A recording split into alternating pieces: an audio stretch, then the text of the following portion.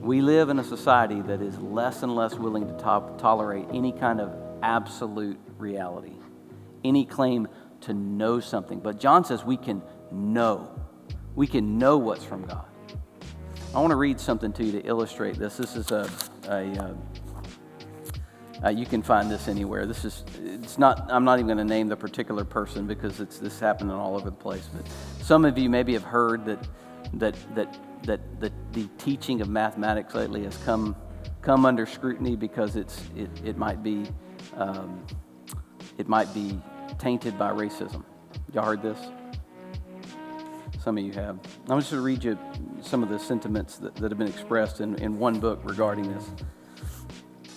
Math helps to actively perpetuate white privilege, since the way our economy places a premium on math skills gives math a form of unearned privilege for math professors who are disproportionately white. Evaluations of math skills can perpetuate discrimination against minorities, especially if they do worse than white counterparts. Microaggressions from participating in math classrooms. This is where we're getting to kind of the root of the idea. Microaggressions from participating in math classrooms where people are judged by whether they can reason abstractly are problematic. And then finally, all knowledge is relational. Things cannot be known objectively, they must be known subjectively. So you wade through that. And what you get to in the end is this idea that math is something that tends to be necessary. In other words, it lays hold to necessary truths, like 2 + 2 = 4. That's necessary. It can't be otherwise. It must be that way. And you see how that sort of thing is problematic for a different kind of assertion about the way that the world is. The other assertion is that truth is known relatively. You can't objectively know anything. It's just always going to be perception dependent. That is the ethos that's really becoming increasingly absurd in our society. And this fuzziness, and that's what I'm keying in on. It's a lack of clarity. This lack of clarity or fuzziness comes when people believe that reality depends on your perspective. Now think about that for a minute. Reality, what's actually there, does it depend on your perspective? Or do you perceive it and make judgments about it which may or may not be accurate? Which one of those is true, right? I say no, reality's there. It's solid and it's fixed because God is there, right? My perception of reality may be distorted. It may be my perspective may not be accurate.